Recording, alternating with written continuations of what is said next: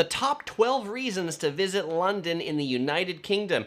I'm Chris, this is Yellow Productions. I do travel guides that are fun, informative, and entertaining. This is a live stream. If you're on the live stream, definitely ask questions. I look forward to hanging out with all of you. If you're watching the archive, well, make sure to subscribe. Click that bell to turn on notifications so you never miss another live stream. So many of you know OC Girl, myself, we were recently in London. We spent a week in London, and we wanted to share the top 12 reasons you should consider visiting London for your next trip. Oh, and by the way, we will have one reason maybe why you shouldn't consider visiting London, but we're going to save that one until the end. London, it's one of the world's great cities with amazing shopping, royal culture, and of course, high tea. Best of all, though, London is cheap right now. With Brexit coming up, the Great British Pound is at all-time lows. And of course, you know, this fancy hat right here, if you were following my post from London, I picked up this yellow top hat. I've always needed a yellow top hat to complement my yellow outfit. A lot of people ask where I picked this up. I picked this up in London at the Old Spitalfields Market. So we're going to start with number one, and I'm going to scoot over here so you can see that. So the first reason that you should visit London right now, it's cheap. It's cheap. Well, it's not cheap, but it's cheap right now. It's cheaper than usual. And in fact, this is a historical chart looking at the Great British Pound since 2010. And as you can see, in 2010, the Great British Pound to US dollars, it was 1.6 pounds to dollar. But in 2019, today, it's at an all-time low. It's like 1.2 pounds per dollar. So the UK is cheap. And UK is an expensive place, and typically things there are more expensive. But actually, when we went there, we were looking at things to buy and hotel prices, and all these things were cheaper. Like buying things in the UK was cheaper than it is to buy them here in the US, which this is extraordinary, and it almost never happens because the London in particular is known as a really expensive destination. Dean Wu asks, where is Topher? Dean, you must have not been following my videos from London. I'm sure many of you know because you've seen the recent videos. I'm going to talk about that at the end, but it's a pretty sad story of where is Topher. So the second reason to visit London is because of English. In London, in the UK, they speak English. And, you know, I do a lot of videos on a lot of countries throughout the world, a lot of great cities. I always talk about Tokyo. Tokyo is one of my favorite places to go. Chris, what does Tokyo have to do with London? Well, a lot of people, they don't want to go to Tokyo because they're worried about the language barrier. They don't want to go to Paris because they feel they don't speak French. Well, if you're watching my channel, chances are English is pretty good for you, or at least decent. And so they speak English there in the UK, so that is a great reason to visit London. There is no language barrier. Well, I shouldn't say there's no language barrier, right? It is not American English in the UK and London. I say they speak British English, though those of you that are from the UK will often say it's not British English, it's just English. Perhaps it's the proper English, but there's a lot of phrases in the UK, and actually I just enjoy seeing this particular variant of English, in particular when you're on the subway, you'll see mind the gap. And that's to tell you that there's a gap between the platform and the train. And that's how they let you know. They don't say caution, they don't say watch out, they say please mind the gap, right? Very polite. And I feel like the British accent just sounds much more proper and much more refined than the American accent does. Let's see. All right, let's go on to the next one here. Number 3, the third reason to visit London is because of the food.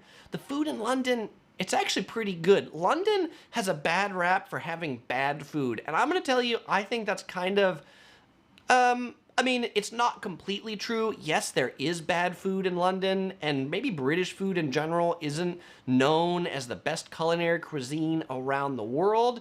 And actually, I would say the best food in London is not the British food, but there is some British food that is pretty good. So if you go to London, I think one of the best things in London are the full English breakfasts. So we were staying at the Renaissance St. Pancras Hotel, and this was our breakfast from the Renaissance St. Pancras Hotel.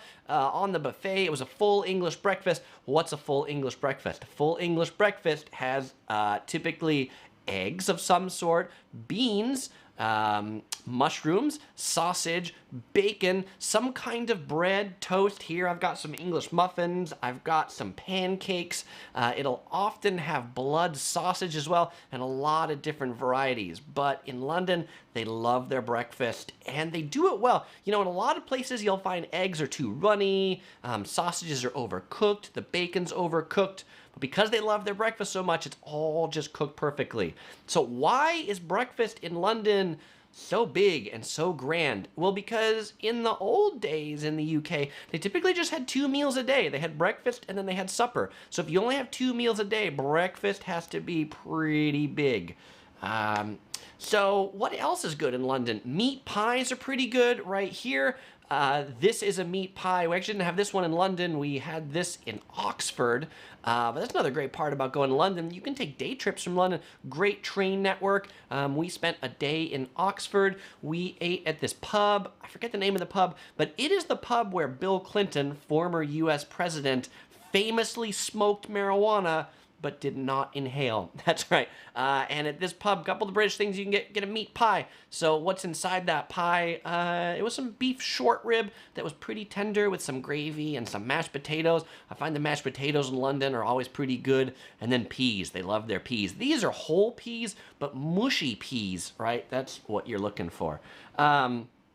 Oliver comments that in a full English breakfast, you would also have black pudding. That's right, you would have black pudding, and black pudding it's made of pig's blood. But I've had it before, and I actually think it's pretty great. John Zick says pies are great. And Jordan says other thing you should have are Sunday dinners. Yeah, on Sundays in London, a lot of the pubs will have what's known as like a Sunday roast, where they'll have like prime rib, or they'll have, other roast meats. Dean Wu says bangers and mash, right? So in addition to this, you could get like sausage, which in there they will refer to bangers and mash. Kathy also says she loved those English breakfasts that I talked about.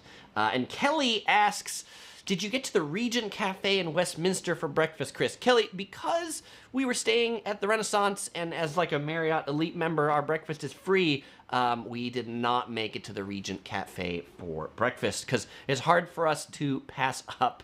It's hard for us to pass up a free breakfast. And it's funny because Vic Lau says the best food in London is Nando's. Nando's, it's a chicken place. They do like Portuguese chicken, this peri-peri chicken. And it's funny you mentioned that. We actually did eat at Nando's one of our nights there, though no picture of that. Fish and chips, also really good in London. We had this particular fish and chips. There's a chain that's famous called Poppins. This is a big piece of fish. And of course, fish and chips, right? So what's chips? Sometimes people will say, well, in the US, we call them French fries. In the UK, they call them chips. Well, there's actually chips and fries. Chips are known as the big wide things that you see in this picture. And if they're fries, then they're thinner. What I think is particularly interesting, though, in London, and probably this airs to the classy experience in the UK of things, often when you get like ketchup or mayonnaise, if you can see them in this picture right over here, this is hard to point to. Well, you should see my face too. This is hard to point to. But right there's a couple glass jars in there. That's a glass jar of mayonnaise and a glass jar of ketchup. I will point out to you that if you ever get your ketchup and mayonnaise served in a glass jar, if you ask for some more ketchup or some more mayonnaise, be prepared to pay more money. At Poppy's, an extra little glass jar of ketchup was 50 cents. But the fish and chips was pretty good, and it was pretty good fish. Kathy's talking about the teas. I am going to talk about tea coming up. Corin asked for the best place to have afternoon tea. We're going to talk about afternoon tea in the whole section. Jordan Grant says, yeah, there's this chain called Walk to Walk. It's a Chinese chain, and they'll like fresh walk Chinese food right up in front of you. I think that is a pretty good taste. And so let's go on to the next thing here. So now that's basically the British food that I recommend. Beyond this, I recommend not British food. This was the best meal we had entirely while we were in London. There's this restaurant called Dishoom, Dishoom. It is a Indian/Irani cafe, but they specialize in dal, which is lentils. They're black dal. That's, you kind of see it. It's actually the kind of reddish thing in the back. I can't point over this because it's up here. And we had a biryani and we had a curry right there and some naan. This is like high-end Indian food. But when we ate at Dishoom twice, it was that good. And they also do Indian breakfast. Here we had like naan that had some egg in it and some bacon. That was really good. And I will point out, if you want to go to Dishoom, like if you look it up on Yelp or TripAdvisor, it's some of the restaurants that have the most reviews in London. And so I would recommend you make a reservation in American English. In British English, you should make a booking. So make a booking. You can make them on their website. And when you make a booking, you can get the table for 2 hours. So when we were at Dishoom the first time, we had breakfast and lunch. So we had this and we had this. Why did we have breakfast and lunch on the same day? We had breakfast and lunch at the same day because we made our reservation for 11 a.m. And you would think at 11 a.m. that's lunchtime. At least I would think at 11 a.m. that's lunchtime, but not in London. 11 a.m. it is still breakfast time. They presented us the breakfast menu, and we were like, oh, well, what time's lunch? And they're like, well, lunch starts at noon. We're like, oh, should we leave and come back? And the waitstaff was like, well, I mean, you're already here. Why don't you just order something to nibble on, hang out? You know, you've got the table for 2 hours and then order some lunch. So that's what we did. But so I will just point out to you that if you're planning to go to London and you want to have lunch, lunch might not actually start until noon. Jordan asks if the Indian food is all you can eat. It's not all you can eat. Indian food in a lot of other places around the world, particularly in the US, is often all you can eat, like 10, 15 bucks, all you can eat buffets. Not so much in London. It's pretty much a la carte, and it's on the expensive side, but I think it's worth it. It's pretty delicious. Jordan Grant said chicken tikka masala. Chicken tikka masala, yes, it's famous. Though Kathy says what you'll really find there in the UK is butter chicken, and obviously in Australia, right, sharing some things with the UK, I think that's what they'll have there quite a bit. Dean mentions Brick Lane. I will be talking about Brick Lane coming up in the street markets. Tony asks, how much was that? I think this breakfast thing was like 7 Great British pounds, and I think our lunch, like I think the biryani was maybe 15 pounds, the curry was 12, the dal was 6, and the naan was 4 pounds. But there's one more thing, well, actually, I'll come up to that later in the tea section, but we really loved the chai, which is like the Indian teas that are there. But I'll be talking about that more. All right, Peyton Nintendo asks, how does tipping work? Yeah, they don't really tip. Tipping really isn't a thing in London, so you don't really feel like you have to tip. If you want to, you could just kind of like leave some of the change there, but they typically don't expect tips. And most of these high-end restaurants, they add a service charge. Like Dishoom would add a 10% service charge, which you could optionally not pay. They let you know it's optional, but if you're paying a 10% service charge, really don't feel like you need to tip.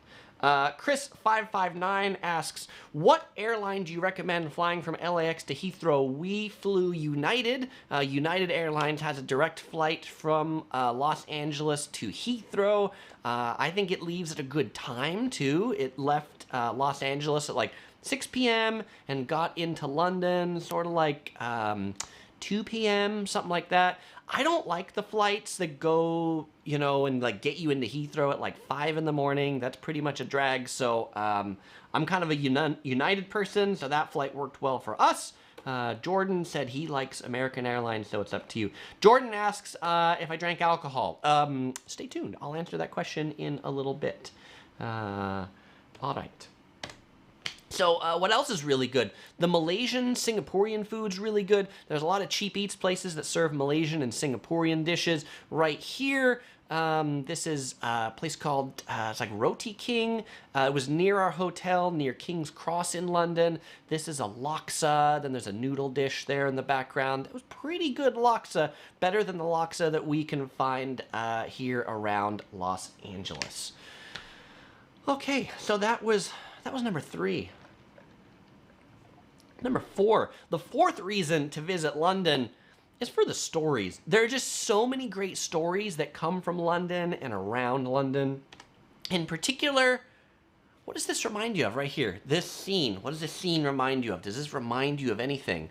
What this is a dining hall at Oxford University, one of the colleges at Oxford. But actually, it was these dining halls that inspired Hogwarts Hall in the Harry Potter movies. They actually weren't, they wanted to shoot the movie in these halls, but the tables weren't right. They just didn't have a place for their camera equipment. So actually for the Harry Potter movies, they recreated these dining halls in a set, but this is where the Harry Potter, that's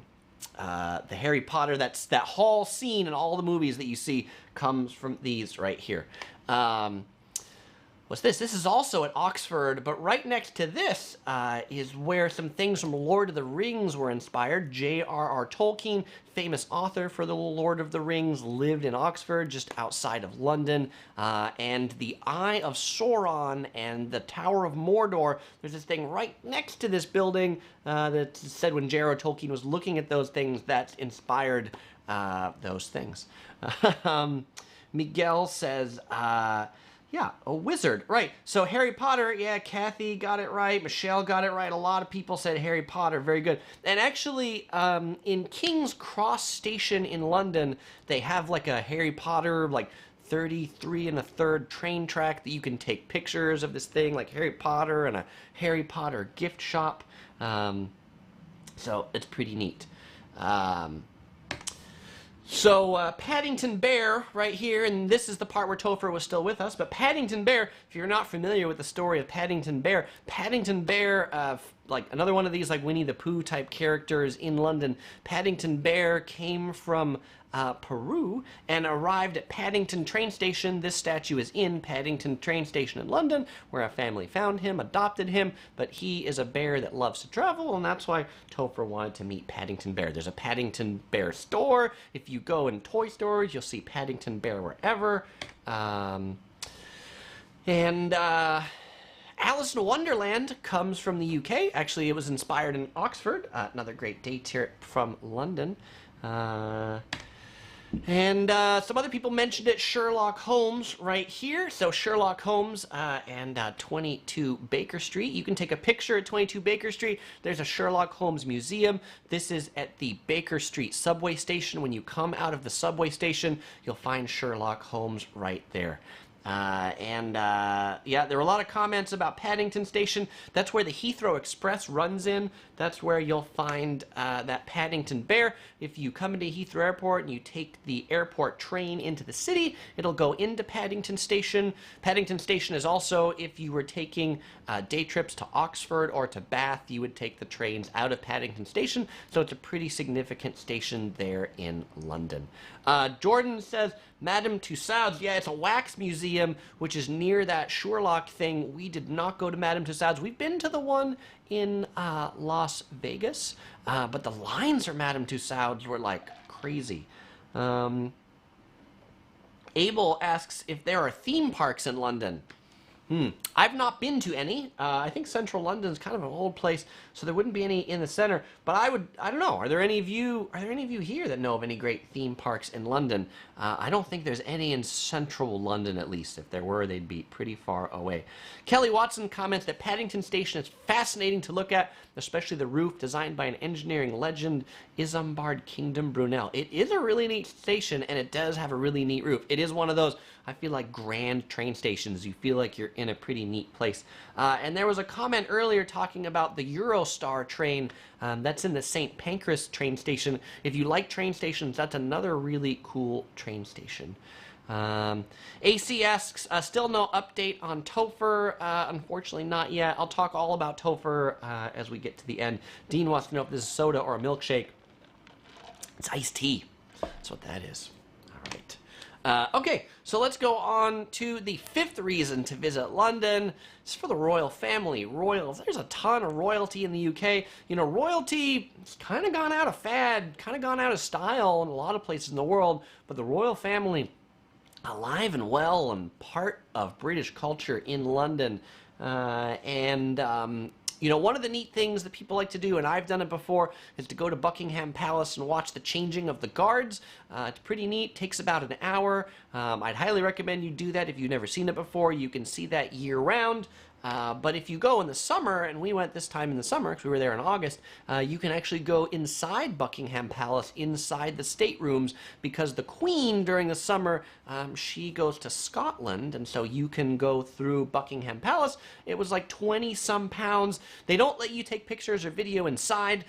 This part of Buckingham Palace in this picture, if you don't recognize it, it's because this is in the garden side. So this is once you've gone through Buckingham Palace and you come out on the back of it. And those like tents that they set up there, they set up like these temporary cafes. You can get ice cream, you can get gift shops. It's a really neat infrastructure for tourists going through it. And I will say, of like all the palaces that I've visited, Buckingham Palace, pretty nice. They keep it up pretty well. You know, a lot of palaces you go through and you're like, I bet this was great 200 years ago, but Buckingham Palace is one that is still great.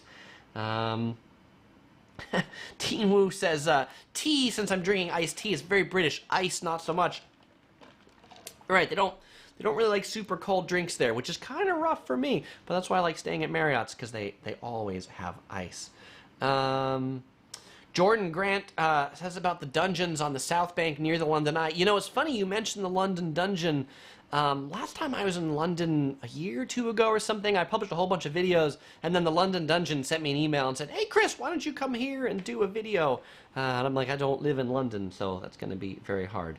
All right, so let's go on to reason number 6. The 6th reason to visit London is for gloom, for the gloomy weather.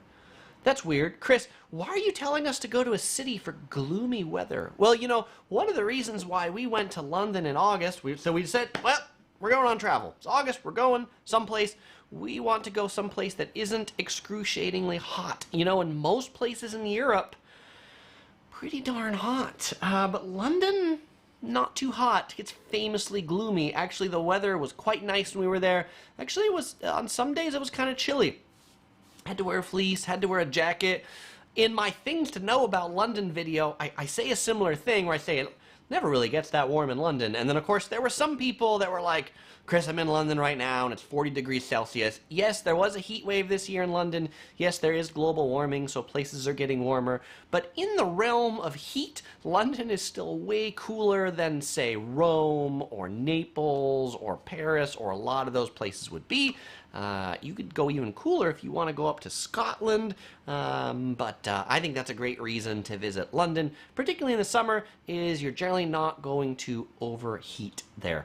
And also, the gloom, you know, people will say, well, Chris, I mean, but if it's rainy, like, isn't that like a downer on the vacation or something like that? London gets somewhere around 30-ish inches of rain a year and a lot of days of rain, but it's never like a big downpour. It's more just kind of like a constant drizzle, and so it's typically not like a total rain out in London. London also has a lot of museums and a lot of things to do indoors, so I actually don't think the fact that it rains or is gloomy a lot is a reason not to go.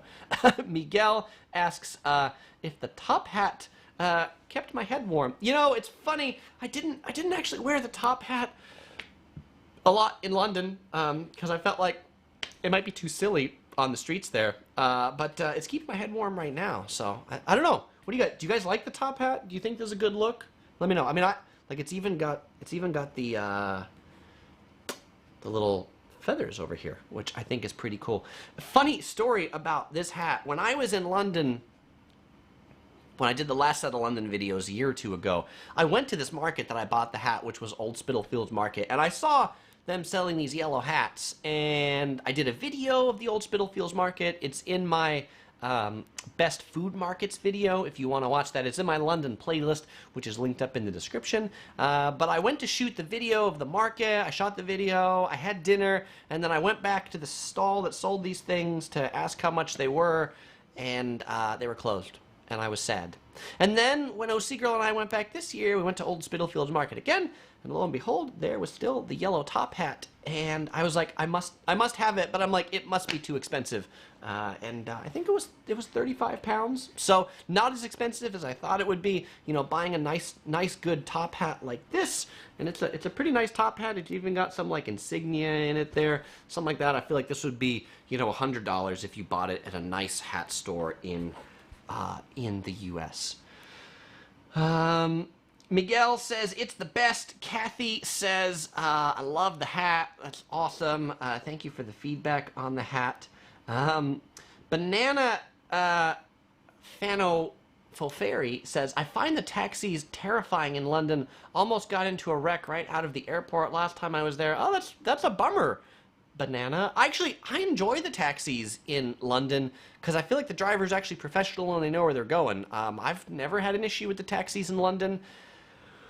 I guess different taxi drivers, right? But the taxi driver we were chatting with him on the way to the airport, and he was saying in order to take the knowledge test, it took him 4.5 years to study for the knowledge test. I think it's neat to get taxi drivers where you say, hey, take me to St. Pancras or take me to the Columbia Road Flower Market, and they just start driving. They don't need to pull up GPS. They don't go, they don't need to put in Google Maps. They don't say, tell me an address. They just take you there. Now, Jordan says, don't get taxis. It's expensive. Yeah, they are expensive.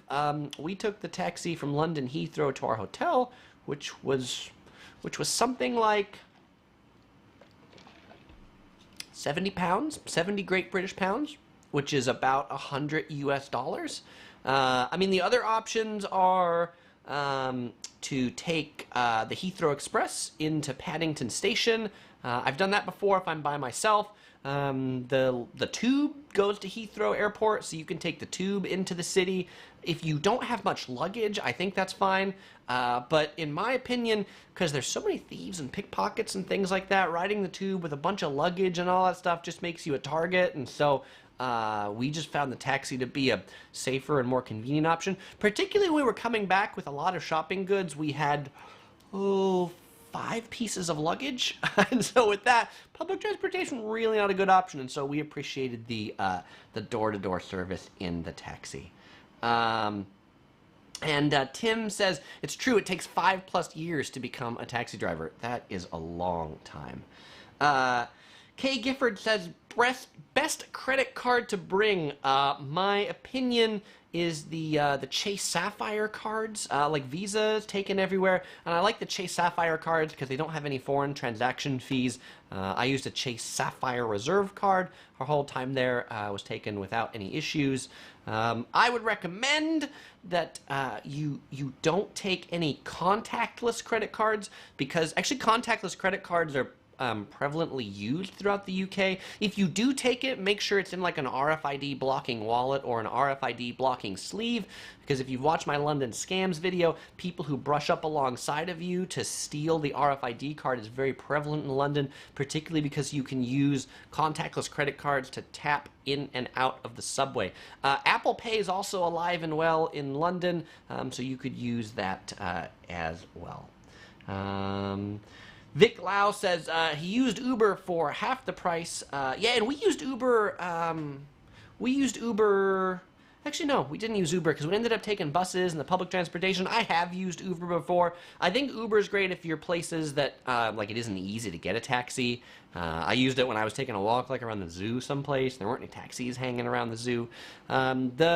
The good thing about taxis as opposed to Uber, if you're taking it like on a weekday, taxis can drive in the bus lanes, and so taxis go faster than Ubers do. Ubers kind of get stuck in the same awful traffic that happens there. Yeah, and Tim says, in order for taxi drivers to pass that taxi test, they have to know literally every street in London. That is crazy. Jordan says, be careful if you have a non-UK card because it charges money. I think what he means is like foreign transaction fees. And what I'll tell you is if you're a frequent traveler, and if you're watching this channel, I'm going to expect you're a frequent traveler, you should get a credit card that has no foreign transaction fees. And yes, most of those have an annual fee, but I think it's well worth it to pay the annual fee to have no foreign transaction fees if you travel internationally a lot. And Tim says, yes, put everything in front pockets. Yeah, there's a lot of pickpockets there. And so, yes, I would say in your front pockets or cargo pockets. I always travel with like here, like pants with cargo pockets like this right here. So if you have the cargo pockets and you have your phone in here, it's really hard to steal from the front cargo pockets too. Mike Dunn says, would it be better to use my Sapphire Reserve or Amex Gold in Europe? I would say the Sapphire Reserve would be taken more frequently because Visa is generally accepted more places than Amex. When I travel, I typically take a Chase Sapphire Reserve and my Amex Platinum card. Those are typically the two credit cards that I have in my wallet. Okay. And Acer asks, how long were lines for entertainment? I don't know what you mean by entertainment, Acer, so tell me what you mean. Okay, let's go on to reason number 7. Since we're talking about credit cards, this makes sense. The 7th reason you should go to London is for shopping. There's tons of shopping. If you like to shop, you like high-end shopping, you like name brands, London is where you should go. The high-end department store is alive and well in London. And let me tell you, I talk about Japan a lot. I talk about Tokyo a lot. Tokyo has a lot of high-end department stores. The department stores in London are like super high-end, right? Like Harrods, Fortnum and Mason. A lot of these places are like, wow, these are impressive stores. So right there, that's Harrods. Harrods, I should have looked up some statistics about Harrods, but it's like one of the biggest stores in the world. There's like 5,000 people that work there, 200 departments. It's impressive. And the like expensiveness of the stuff in there. We were looking at this one tea set, and OC Girl asked the staff lady working there and said, hey, how much are these teacups? Like the girl looks over, and she doesn't flinch at all. She's like, this set is 9,000 Great British pounds for like 3 teacups and 3 saucers that are about this big. Oh my gosh. Who has that kind of money? I mean, clearly people have some that kind of money because they're there. But for us, it's just kind of fun to go through these things, right? And Kathy says, love Harrods. Yeah, and this place where we took this picture, this is in the basement of Harrods. And in the basement of Harrods, they have like the Harrods brand store where they have like all these cute bears and things like that. And a lot of stuff that's really inexpensive. I think a neat thing about Harrods is even though there's a lot of expensive stuff, there's a lot of, I'll call it reasonably priced stuff. You're not going to find anything on sale in these department stores. You don't go there to get a deal, but you do go there to get some cool Harrods bears or tea or goodies, or just to gawk at some expensive brand name merchandise that you could never buy. I went into the Rimowa store there because Rimowa has some yellow suitcases they just came out with. And with the exchange rate, to buy the Rimowa suitcases there was actually cheaper than to buy them in the U.S. And so I went to there and I said, hey, do you guys have any yellow suitcases? And then the guy says to me, oh, well, which one are you looking for? Are you looking for the carry-on? Are you looking for the check-in? And I'm like, any, just yellow. And I'm pretty sure he thought it was really strange that I didn't, like I wasn't looking for, because usually people come in and look for a certain size suitcase, right? Not just looking for color. And then he looked at my shirt, and then he looked at my watch, and then I think he understood. But unfortunately, he says they only get 2 yellow ones at a time, and they were sold out of the yellow ones. So, single tier. Sham asks, what's the best time to visit London? Oliver said January, but I'm going to say September. I'm going to say September because it's still fairly warm-ish. And all the tourist throngs that were there in August have gone away, so definitely consider September. Other option is May. But yeah, if you want it to be cheap, like cheap hotels and things like that, January, right? Like December is probably busy because it's Christmas. January, nobody's traveling. January is always a good time to get good deals.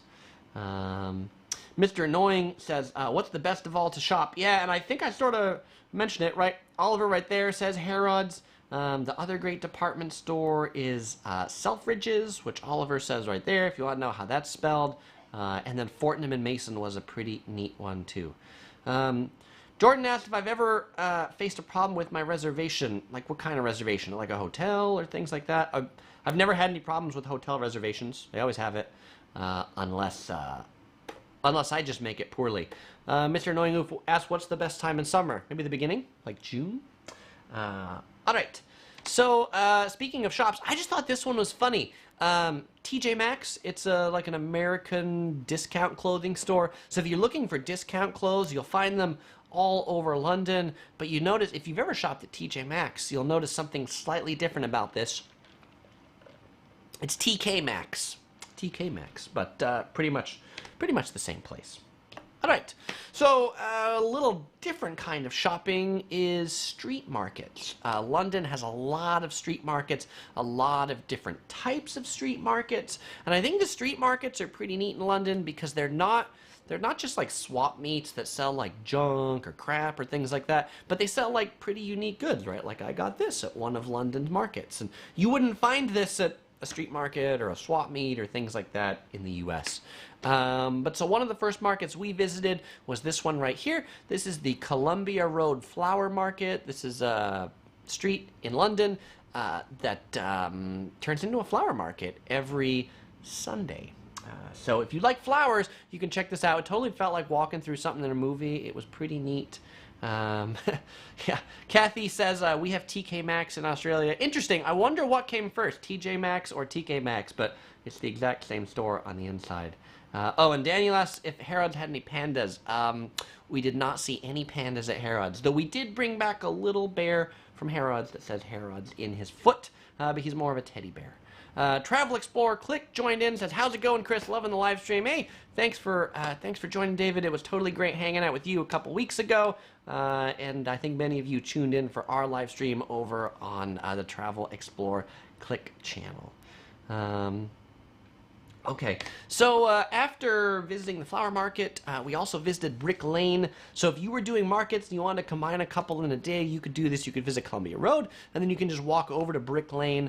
Brick Lane, it's a neat street market that has more like knickknacks and it's a little more gritty. This guy's selling like musical instruments and turntables, and you can kind of see the neat graffiti in the background. There's a lot of neat food there.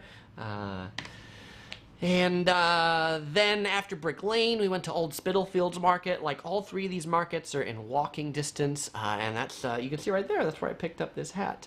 And I just love in this picture. There's the girl with the blue hair, and then there's this guy right here who's clearly looking at OC Girl taking this picture. Like, I wonder what's going on. I always love those people in pictures. And Mr. Annoying says it's ending. It's not ending yet. I got 12, so I still got 4 more to go. Don't worry. This isn't it. Let's see. Jordan Grant asks where I get all the money from. You know, we actually didn't spend that much money on this trip. Our airline tickets were $600 round trip per person, Los Angeles to the UK. And the hotel we stayed at, the Renaissance St. Pancras, we booked entirely with Marriott points. We stayed there for a week, all on Marriott points, so we didn't pay anything for the hotel. So all we had to pay was the $600 a person for flights, and then for our food and the things that we bought. So pretty inexpensive. If you want to know more about like miles and points and things like that, I do have a video on like how to travel cheap.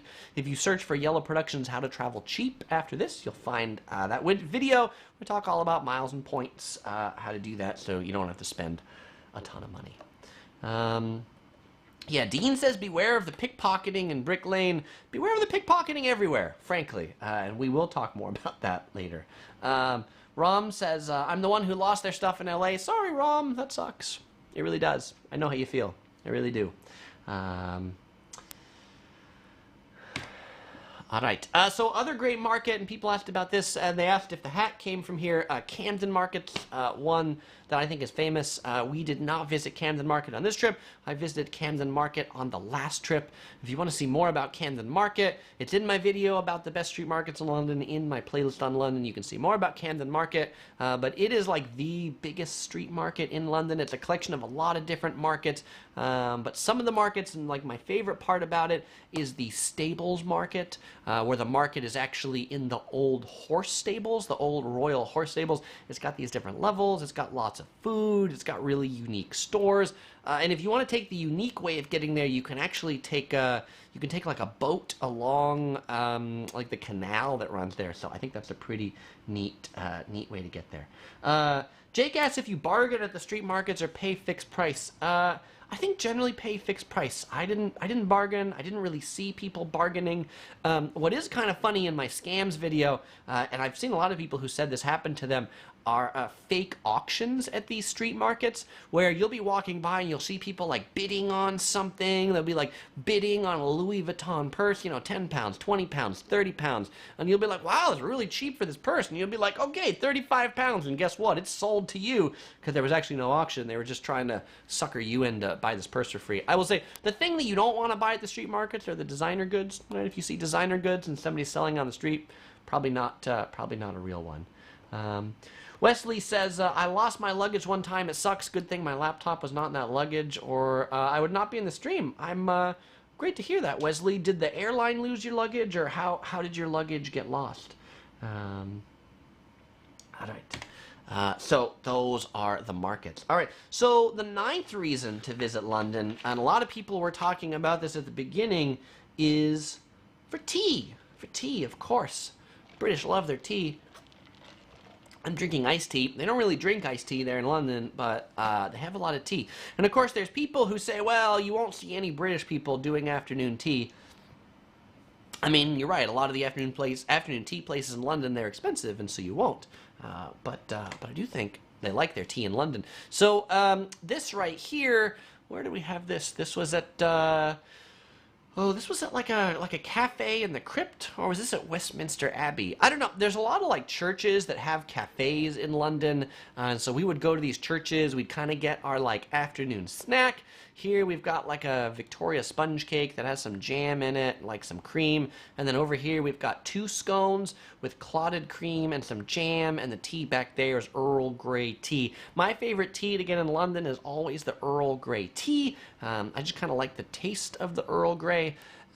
And scones. You know, in the U.S., scones are, I'm going to call them gross. Why are they gross? Because they're hard and they're dry, and scones in the U.S., you could basically treat them like a hockey puck. But in the UK, they're like fresh, they're like soft, and they don't serve them with butter. They serve them with this thing over here called clotted cream. Clotted cream. It's like a really thick cream. It's like a much fattier butter. Really, that's what you need with a scone. Hard to find in a lot of places, but that's what you'll get there. So there's low-end tea. And then there's high-end tea. This is the high tea at Fortnum and Mason. So that church where I showed you, or like museums or things like that, you just buy everything a la carte, right? Like the pie or the scones are like 4 pounds. The tea is like 3 or 4 pounds. But if you go to like a high tea, a high afternoon tea, then it will be like a set price per person. Fortnum and Mason here, I don't know, this was probably like 50 or 60 pounds per person. You can find them for less, for 30 pounds a person. You'll typically get like the dessert tray. You'll get a lot of different teas. If you're gonna do an afternoon tea, you should probably plan about an hour and a half to do your afternoon tea, like your high tea. And we did that one of our previous trips in London. This time because we were staying at the Renaissance Hotel, and they had like a pretty good afternoon tea, and it'll be out in my review on the Renaissance. That's where we ended up having our sweets and finger sandwiches and all that sort of stuff. Funny story about where sort of like afternoon tea and high tea came from. So I mentioned earlier that back in the day in the UK, they just had 2 meals. They'd have like a really big English breakfast, a full English breakfast, and then they would have supper, like when it got dark. And Queen Victoria, one of the royals, a lot of things start from the royals in the UK, one of the royals, she got hungry in the middle of the day, and so with her afternoon tea, she asked if she could get some snacks, and she asked her staff to maybe make her some finger sandwiches, and then some desserts, and so it was Queen Victoria that started having snacks with her afternoon tea, because it was so long between breakfast and supper, and so then this kind of became a meal, because other people in the UK were like, hey, I want to do what Queen Victoria's doing, and now it's totally a thing. Kira asks, is that restaurant open 24/7? Not many things are open 24/7 in London, frankly. Let's see. Dean asks if we tried the lemon curd. We did not try the lemon curd. Jordan says, what do I do on aircraft with no internet? I watch the movies on the aircraft. I actually kind of like unplugging. Electric Rick asks if anybody recognized us while we were in London. We did. I think we got spotted 4 or 5 times in London. Most of the spottings were when we were in the British Museum. Andrew asks if they have boba tea in London. They do. We found a few boba tea places. I wouldn't find a ton. Sham says, how do you survive those long flights in economy? Any tips? That's probably worth a video of its own, but I'll just say, like Bose headphones. I bring like eye shades so that I can try and sleep. The QC 25 or 35 noise canceling headphones. I bring a lot of water. I generally will sit down, I'll watch a movie, I'll have the meal. After the movie's done, I just try to sleep until the next meal. And then I'll maybe watch another movie. I try not to stay up the whole time because then that just leads to being really tired when you get there. Oliver says, I say scones wrong. How do you say scones? That's how I say scones. That's the American English pronunciation of scones. It's probably not the British English. So see if you can type out how it's said correctly. Yeah, Doritz says, awesome afternoon tea at Kensington Gardens. That is where we had afternoon tea on our previous visit. Whenever I'm doing a live stream, sometimes my brain just doesn't work properly.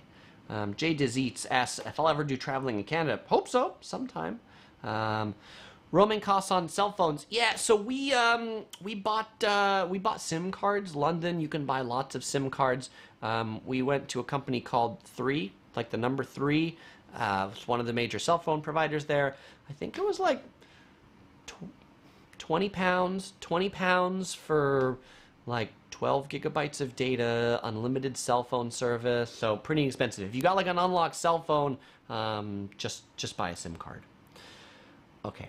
Yeah, so there's another scone with clotted cream and the jam. This was from the Renaissance Hotel. Dean says it's pronounced scones. I don't know where that extra C comes from. John. Kelly says it's pronounced scone to rhyme with John. John, scone. Scone to rhyme with John. Scone. Okay, I can't say scone. Cheerio, top of the morning to you. Like I can work on this. OC Girl does say horrible reception in London. Yeah, that's true. Cell phone service in London really bad, particularly on the tube, in the museums, and I think maybe because the buildings are all old and there's a lot of cement, but we did not get very good service, particularly because the last time we were in Korea, right? We were in Korea, and Korea's like connected everywhere. You're on the subway, you're like anywhere and you've got cell phone service. Not so much in London. Kira asked, how much does the scone that rhymes with John scone, how much does a scone cost? Typical maybe like £4, £5, depends where you were. That's kind of like at a cheap sort of thing. Jordan wants to know if £800 will last 8 days in Tokyo. Could, if you're cheap, if you stay at cheap places. Kevin asked, what's the required bank balance for travel visa to London? I don't know, Kevin. It's coming from the U.S. We don't have to apply for visas. You'll probably just have to look them up. Andrew asked, what's your favorite baseball team? I don't have one. I don't really love sports. So not a good answer for you on that one. Acer asks, the food compared to the States, better or not? The tea and the desserts and the cakes in London, better than the States. The scones are definitely better in the UK. Overall, I like the food in the US better. I shouldn't say all of the US, because the middle of the country in the US kind of has pretty mediocre food, but comparing London to Los Angeles, I think the food in Los Angeles is better and cheaper and more varied than it is in London. Jake asked if there's going to be a YouTube review of the Marriott you stayed in. Yes, there will. One shot on the GoPro since my camera disappeared. But yes, there will be. And it's actually funny, the hotel we stayed at, if you watch the Spice Girls video, I'm sure you've seen the first Spice Girls video, Wanna Be. That video was entirely shot in the hotel that we stayed in. All right. Okay, so other food item, I would mention this now, other tea item is chai. Obviously, London, the UK, having a big affiliation with India and a lot of Indian food. They really like Indian chai as well, which is kind of like a spicy tea. At Dishoom, kind of great part about this, it was like unlimited refills. It was like £3, 50 pence. When we were at Old Spitalfields Market, there was a stall called the Chai Guys. All they sold was chai.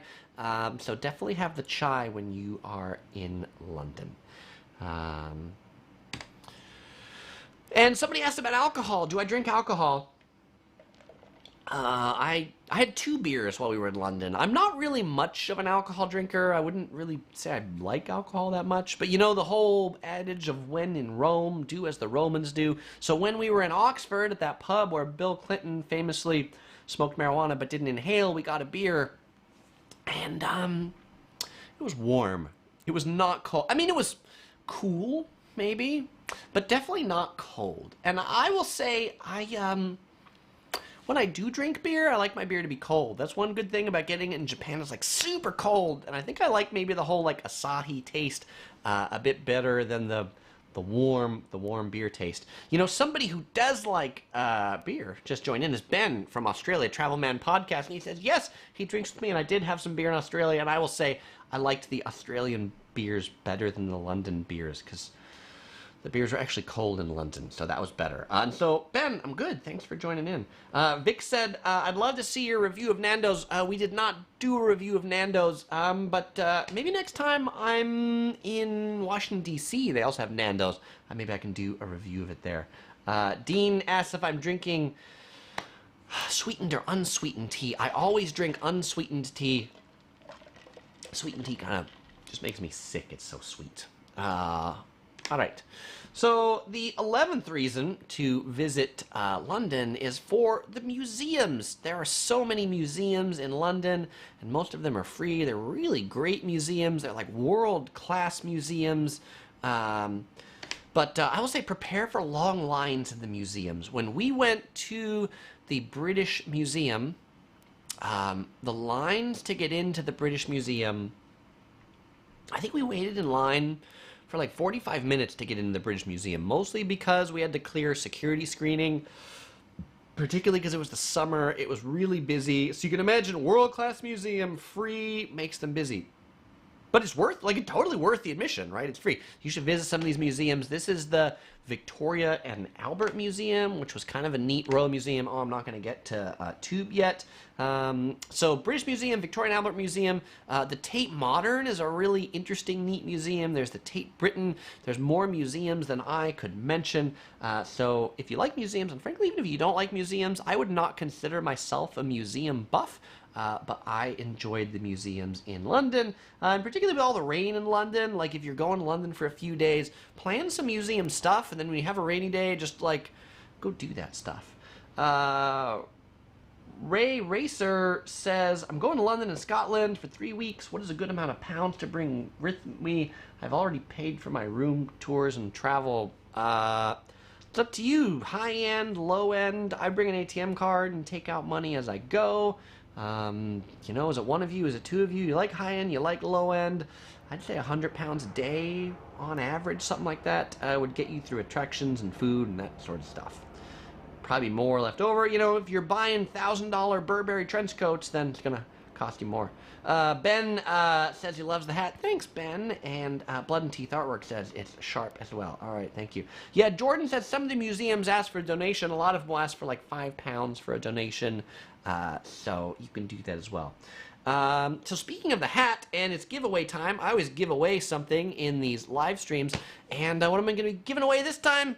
Yellow Productions t-shirt up for grabs. And it's going to be, if you can tell me what market in London I bought this hat from. The first person to tell me what market I bought this hat from wins a t-shirt shipped anywhere in the world. Anywhere. So reason 11 to visit London is for the Tube, the London Underground. Americans, we'd call it the subway, but you never call it a subway in London because a subway is like a pedestrian underpass that's underground. But the Tube, really great transportation system right there, runs like every 2 or 3 minutes. It's efficient. It's not super expensive. I mean, some people say it's one of the most expensive transportation networks in the world, but if you stay in the center of the city, it actually has a cap in Great British pounds of £7 per day. So you don't need to like buy a pass or any of those sorts of things. You can just use your like the card to tap in and tap out, and you won't pay more than £7. So I think that's pretty nice. There's tube stations all over. The double-decker buses are cool, and the trains are pretty cool as well. By the way, there's a bunch of people who guessed that the market I got this from was Camden Market and Brink Lane, but nope, it is not Camden or Brink Lane. Cody Barnett wins. Cody Barnett was the first one to say Spitalfields. Yeah, how do you spell that, right? You don't spell it like that, but I'll give it to you for spirit. So Cody Barnett, you win. You don't win the hat. I'm keeping the hat. You win. Sure. You can either message me on Facebook, my Facebook page, links in the description below, or you can send me an email to chris@yellow.net with 2 W's and let me know what address you want me to send this shirt to. Thanks for everybody playing. New t-shirt.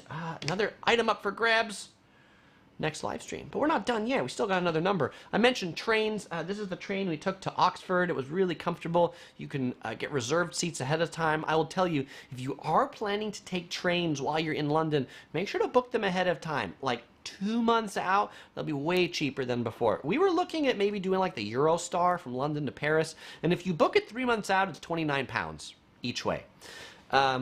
Which is like 40 bucks from London to Paris. I mean, that's pretty cool for a day trip, London to Paris.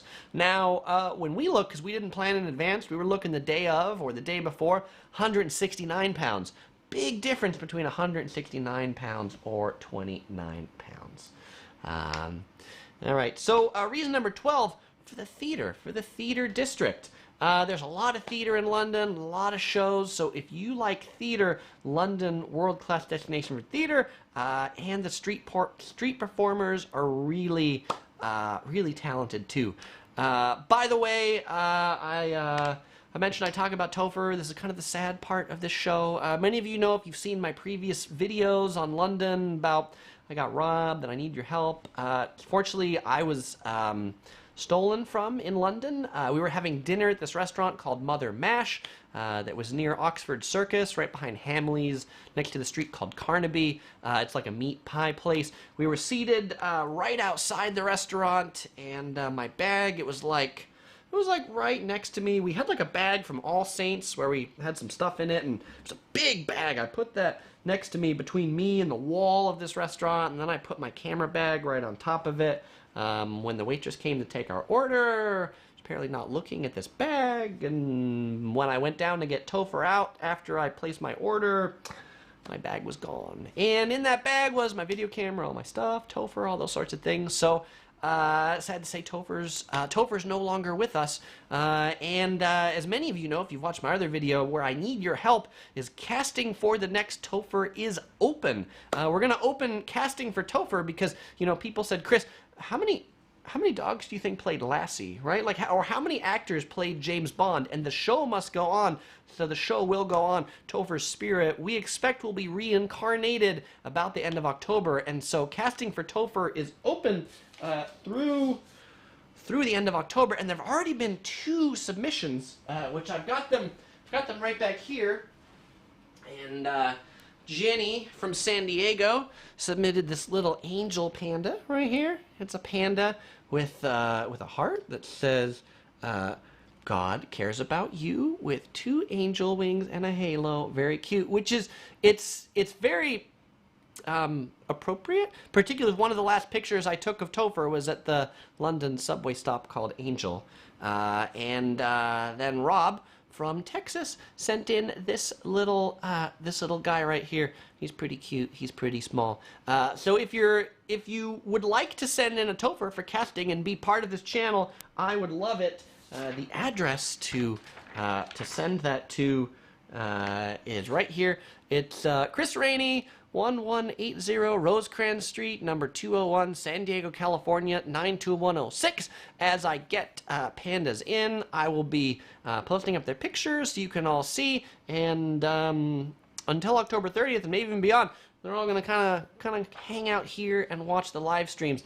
So Jenny and Rob, thank you very much. I know many of you have said there's already pandas on the way. I look forward to all of your pandas. Let's not let the spirit of fun-loving and this and that get between us and this awful thief who decided to steal the Topher that we all know and love.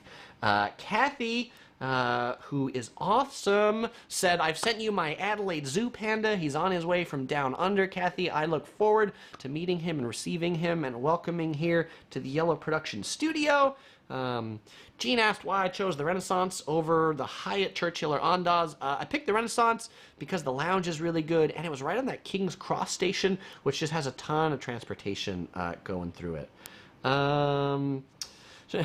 Travelman Podcast says, is there going to be a panda talent show? Can I be a judge?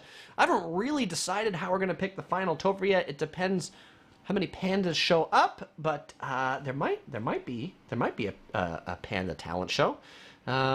Becky's says, was Topher a stuffed animal? Yeah, Topher was a stuffed animal. Topher came from the San Diego Zoo, and if you're wondering about a size comparison, Topher was about 15 centimeters tall, or about 6 inches, and yes, he is a stuffed panda. If you want to see more pictures of Topher, he's got his own Instagram page. You could search on Instagram, hashtag Topher the Panda. A lot of you have started hashtags about Topher. And now you can't see me because that's right there. But there's a whole bunch of pictures of Topher right there. And if any of you are in London and see a small panda running around like he's lost, please pick him up because he very well might be our favorite panda. All right. Well, it's 9 o'clock. Which brings us to the end of this particular live stream. When is the next live stream? The next live stream, it's going to be in 2 weeks. 2 weeks on Monday, September 9th, 2019. Chris, why no live stream next week? Next week is Labor Day in the U.S., which is a holiday. Holidays are important, so I'm going to be taking a holiday that Monday too. And so I'm going to see all of you in 2 weeks. If you want to see more of my London series, you can find links in the description below. Keep on traveling, everybody.